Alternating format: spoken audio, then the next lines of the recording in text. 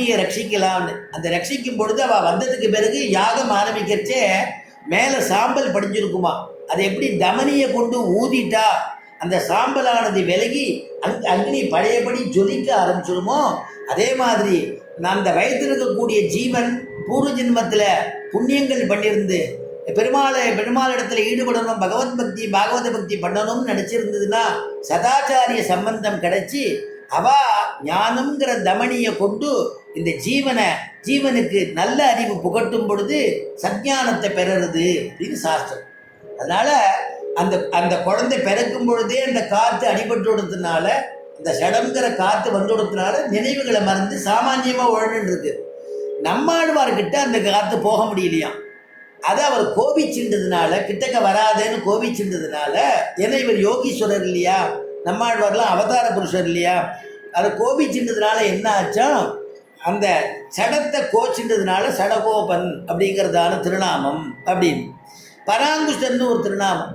ஆழ்வார்களாக அவதரிச்சுட்டா கூட பெருமாள் இடத்துல காதல் கொள்றதுக்கு ஆசை, பெருமாளுடைய வடிவழக அனுபவிக்கணும். அதுக்கு ஒரு தன்னை பெண்ணாக பாவித்து பெண்ணாக ஏறிட்டு கொண்டு பெருமாள் இடத்துல பக்தி பண்ணுறா. அதனால தான் பராங்குஷ நாயகி அப்படின்னு சுவாமி நம்மாழ்வாரையும் பரகால நாயகி அப்படின்னு திருமங்கையாழ்வாரையும் சொல்கிறது அப்படின்னு நம்முடைய சம்பிரதாயத்தில் ஒரு வழக்கம். அதனால் பராங்குஷன் அப்படின்னு திருநாமம் சுவாமி நம்மாழ்வார். காரியினுடைய பிள்ளையாக இருக்கிறதுனால காரிமாறன். மாறன்னு ஏன் பேருன்னா உலகத்திலேயே ஒரு மாறுதலாக பிறந்ததுனால, ஏன்னா இந்த சம்சாரமே வேண்டாம்னு ஒதுக்கி தள்ளினார் அவர்.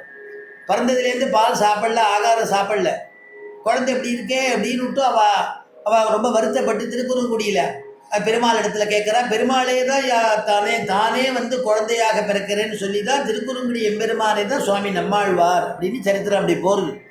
அதனால் ஆழ்வார் ஆதிப்பிரான் இடத்துல போய் இந்த குழந்தைய இப்படி விட்டு இந்த மாதிரி இருக்கே அப்படின்னு குழந்தைய விட்டு பிரார்த்திக்கிறா. பெருமாளை சேவிச்சுட்டு வரத்துக்குள்ளே இந்த குழந்தை அப்படியே பிரதட்சணமாக வந்துடுறது. எல்லா குழந்தைய காணுமே, இது கைக்கார அசைக்காதே, அந்த குழந்தை எப்படி போச்சு எங்கே போச்சுன்னு பதறா அம்மா அப்பா. அங்கே இருக்கிறவா சொல்கிறா இப்படி ஒரு குழந்தை தவிழ்ந்து போச்சு, இந்த பக்கம் போச்சுங்கிற. அப்புறம் பார்த்தா ஆச்சரியமான ஒரு புளிய மரம். அந்த புளிய மரத்தை அடியில் உட்காந்து யோகத்தில் பத்மபீடத்தில் எப்படி பத்மபீடம் எப்படி இருக்குமோ அந்த மாதிரி யோகத்தில் உட்காந்து கையை தியானம் பண்ணிட்டு இப்படி இந்த கையை இப்படி வச்சுட்டு மற்றொரு கையினால் அப்படி வச்சுட்டு இந்த பெருமாளையே தியானம் பண்ணிட்டு அப்படியே அமர்ந்திருந்து தான் வாத்சல்யத்தினால அந்த குழந்தைக்கு தலையை வாரி விட்டு அங்கே இருக்கக்கூடிய மகிழம்பூவை அந்த குழந்தைக்கு சாத்தி. அதனால தான் மகிழம்பூ அவருக்கு ரொம்ப பிடிக்கும் அவருக்கு. அதனால தான் மகிழம்பூக்கு பகுலாபரணன் அப்படின்னு பேர். அதனால் சின்ன மாலையாக தொடுத்து குழந்தைக்கு கழுத்தில் போட்டு அவள் அம்மா அப்பா இருக்கிற வரைக்கும் அவள் காப்பாற்றிட்டு இருந்தா. அப்புறம் குழந்தை யோகத்தில் அப்படியே இருந்துடுத்தோ அப்படின்னு சரித்திரம் போகிறது. தகுந்த அதிகாரிகள் வரைச்சே தானே மகாத்மாக்கள்லாம் பேசுவாள். சாதாரணமாக உள்ள வரைச்சேயே அந்த எண்ணத்தை அவள் கண்டுபிடிச்சிருவா, அவளை தவிர்த்துருவா. பேசணும்னா அவளே கூட்டு கிருபையினால் பக்கத்தில் உட்காந்து வச்சு பேசுவா இல்லையா. யார் யார் எப்படி வந்திருக்காங்கிறத மகான்களுடைய சன்னிதானத்துக்கு போகும் பொழுது அவள் கேட்டு தெரிஞ்சுக்கணுங்கிற அவசியமே இல்லை. அவளுக்கு உள்ள வரைச்சையே அவளுடைய மனசில் பட்டுடும். அவள் கடாட்சிக்கிறதையே இவள் இதுக்கு தான் வந்திருக்காங்கிறத தெரியக்கூடிய யோகீஸ்வராள் அவள். அதனால் யார் எந்த தாபத்தோடு வந்திருக்காளோ அந்த தாபத்தை தீரும்படியாக பிரவச்சனம் பண்ணுறச்சேயே சில சமயத்தில் அவளுடைய துக்கத்தை போக்கிடுவா இல்லையா. பிரவச்சனம் பண்ணுறச்சேயே அவள் என்ன கேள்வி கேட்குறாளோ அதுக்கு பதில் அவளுக்கு போய் சேர்ந்துடும். அந்த மாதிரி அப்படி இருக்கக்கூடிய ஒரு மகாத்மாக்கள் இல்லையா. அதனால் சுவாமி நம்மாழ்வார் அதுக்கு தகுந்ததான அதிகாரிகள் வரும்பொழுது அவரிடத்துல திருவாக்கு மலர்ந்தார். அப்படிங்கிறது தான் மதுரகவிகள் வந்தார்.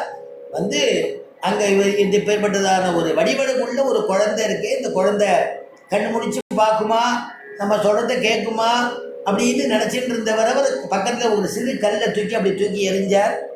எல்லா கல்லையும் என்ன பிரளயமே வந்தால் கூட மகான்கள் கண் திறக்க மாட்டா, யோகத்தில் உட்காண்டிருந்தா. தனக்கு வேண்டிய அதிகாரி வந்திருக்காருன்னு உடனே கண் திறந்தாராம், கண் மலர்ந்தாரே ஏதாவது பேசுவாரோ. செத்ததின் வயிற்றில் சிறியது பிறந்தால் எத்தை தின்று எங்கே கிடக்கும் அப்படின்னு கேட்டார் இல்லையா. அதனால் இதுக்கு பதில் என்ன பண்ணணும், என்ன பதில் கிடைக்குமான்னு கேட்டார். உடனே நம்மாழ்வார் திருவாக்கு மலர்ந்து அத்தை தின்று அங்கே கிடக்கும்